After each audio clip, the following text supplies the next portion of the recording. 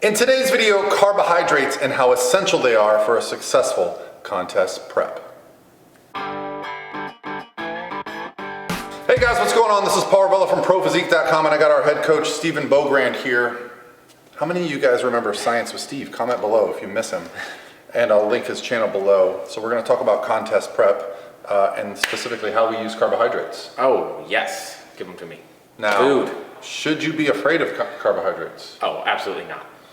Well, what I want to talk a little bit about today is kind of carbohydrate metabolism and then a little bit of the fear that goes into using carbohydrates, especially when it comes to fat loss and the myth or the idea that carbohydrates prevent people from losing body fat. So I'm going to let you take over for a second. Yeah, so the first and foremost thing that I would say that we want to be aware of when it comes to carbohydrates is micronutrient intake.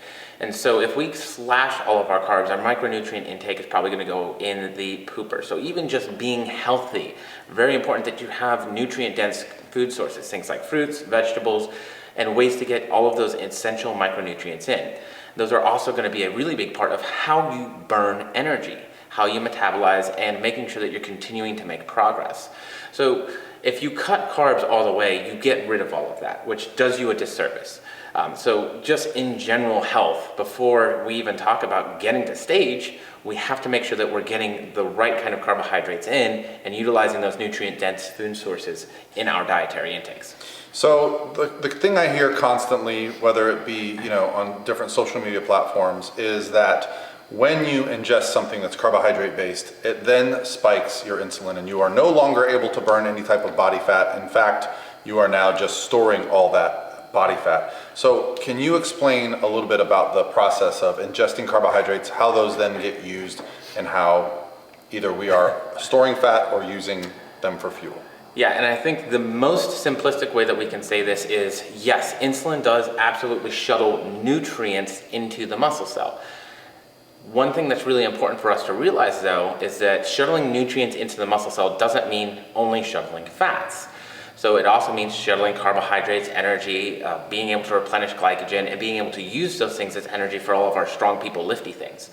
And so when we're talking about how carbohydrates affect things, yes, insulin levels might be elevated because that's part of it, but there's a lot of other factors that go into it. At the end of the day, the big thing that we want to keep in mind is calories in and calories out. At all times during the day, you are using all energy systems. So that means not only carbohydrates, but it also means fats, and it also means your phosphagen system as well, which we don't really talk about a lot because it's a very small energy system.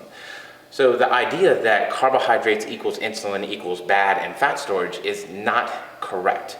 Insulin may go up, but if you're active, it actually is suppressed by your muscles grabbing carbohydrates out and using them as well. And we need carbohydrate metabolism to actually help fuel fat metabolism. What is your favorite saying from school? Fat burns in a carbohydrate flame. Correct. And that's because of the end goal of carbohydrate metabolism, with this pyruvate. Now, again, we also want to make sure that we have both, fats and carbohydrates, cardiovascular activity, to maximize the enzymes that our body produces to help facilitate that we're doing a good job creating energy through those systems as well. So we definitely, again, just for general health reasons, we won't want to take carbs out, but we need carbs to burn fat.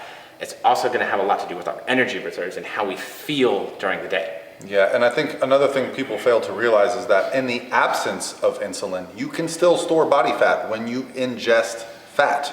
You don't need insulin to be a fatty. It's true.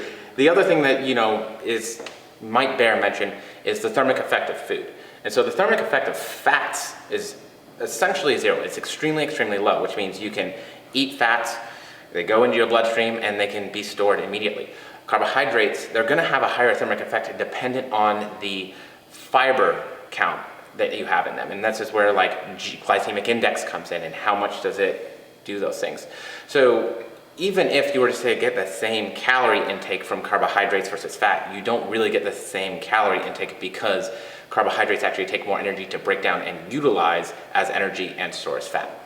So when we as coaches are looking at a competitor who's trying to get on stage, we have to take a few things into account. Listen, if I thought the best result was going to be just pulling out all the carbohydrates and doing all the cardio fasted, well, then perhaps that's what we would do. But we have found that by keeping your carbohydrates in a good range where you can perform exercise, your brain functions, you're able to still build muscle, then you can actually do a little bit more activity, your NEAT is higher, you sleep better, your digestion is improved. So for that reason, I feel like a lot of people fear carbohydrates, and it's a conversation that we still have a lot of times with our clients, like, hey, should I just cut out carbohydrates? And the answer is like, no, that's not the answer to getting leaner all the time, okay? The answer to getting leaner is putting you in a body position to burn more calories throughout the day. Right, and if you cut out all of your carbohydrates, remember, all of our weightlifting is what we call anaerobic, which means it's carbohydrate and phosphagen fueled for the main part. So when we take those out, a lot of you can probably attest to this, how well our lifting sessions now, it starts going down. So we may have taken some calorie intake out of the day, but we've also lost calorie expenditure. At a certain point, what I've found is when we cut carbohydrates below a certain amount, exercise intensity gets a hit, your cardio intensity gets a hit, heck, just the amount of steps you take to get up around the house and walk the dogs takes a hit. And so for most people, it ends up not even being worth it, because when you cut the calorie intake, you just create less of a deficit because your expenditure goes down so much with that. Yeah, so I'd like to give you guys some raw numbers just so you can understand where I'm coming from. So typically if I'm working with an athlete, when I have, let's say, a competitor who is 200 pounds, when I start to get their carbohydrates below 200 grams a day, I start to really pay attention to the feedback that they're giving me in their energy, their training. Likewise, if I say I have a 120 pound competitor, probably a female that's competing in bikini, same thing. It's about a gram of carbohydrates per pound of body weight that starts to make me nervous for a lean individual, where I'm really starting to pay attention to how frequently we're doing refeed days. And for someone that's taking in 120 grams of carbohydrates for their regular day, their refeed day might be in the range of 200, right? We're not talking about these crazy blowing it out, having tons and tons of food. We're also controlling fats on those days, right? So we're about restoring glycogen. But that's when I start to pay attention. So if you are someone who, let's say you're 120 pounds and you're taking in 50, 60 grams of carbs a day, I find that being that low is actually detrimental, and I would rather switch that person to a ketogenic approach, which I very, very rarely do, only in very specific situations, and it's usually people that actually have a medical reason for doing something like that. So I love to keep carbohydrates a little bit higher and focus on keeping activity a little bit higher. Yeah, absolutely. And it also allows you to make sure that you're focusing on other things as well. So not only just your energy expenditure, but how you're recovering. Because remember, no matter how much exercise and activity you do, at some point, if you cannot recover from it, it's probably more detrimental than beneficial.